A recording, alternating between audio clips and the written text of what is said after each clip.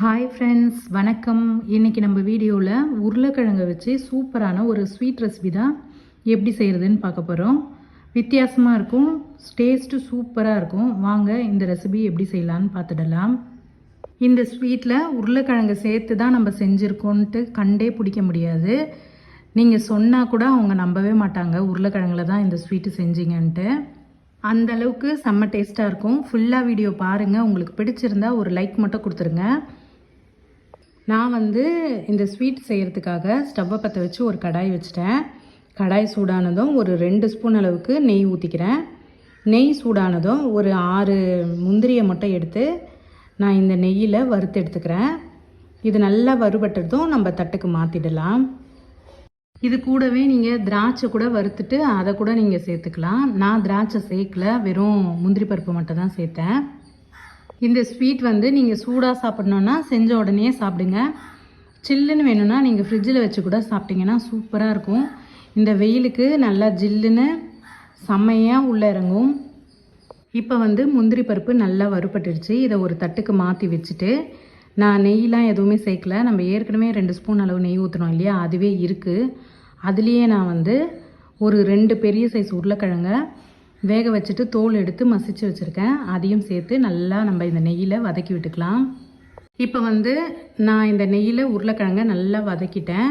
இப்போ இதில் 1 டம்ளர் அளவுக்கு நான் காய்ச்சி ஆற வச்ச பால் தான் இது. அதை 1 டம்ளர் அளவுக்கு நான் ஊற்றி இதில் உருளைக்கிழங்கை நல்லா வேக விடலாம். உருளைக்கிழங்கு ஏற்கனவே வெந்து தான் இருக்குது.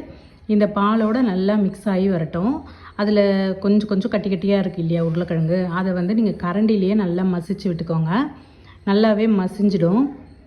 இப்போ இந்த மாதிரி நல்லா கரண்டியை வச்சு அப்படியே அழுத்தி அழுத்தி விட்டிங்கன்னா அந்த குட்டி குட்டியாக அந்த உருளைக்கிழங்கு அந்த கட்டிகள்லாம் அப்படியே கரைஞ்சி வந்துடும். இப்போ நான் உருளைக்கிழங்கு 1 கப்பளவு நான் எடுத்தேன். 3/4 கப்பளவு நான் நாட்டு சக்கரை சேர்த்துக்கிறேன். இனிப்பு கொஞ்சம் நிறைய வேணும்னா நீங்கள் 1 கப்பளவுக்கு 1 கப்பளவு சமமாக நாட்டு சக்கரை சேர்த்துக்கோங்க. நீங்கள் நாட்டு சக்கரையும் சேர்க்கலாம், இல்லை சக்கரை கூட நீங்கள் சேர்த்துக்கலாம். இப்போ இந்த சக்கரை நல்லா கரைஞ்சி வரட்டும். நல்லா கலந்து கொடுத்துக்கிட்டே இருக்கலாம்.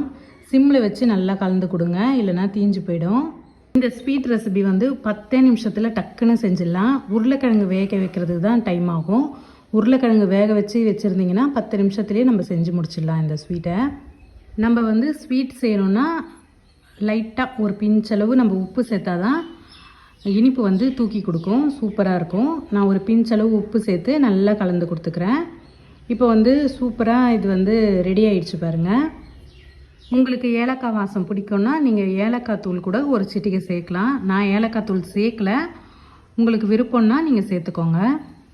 இப்போ பாருங்கள், சூப்பராக ரெடி ஆகிடுச்சு. அல்வா மாதிரி எப்படி சுருண்டு வருது பாருங்கள்.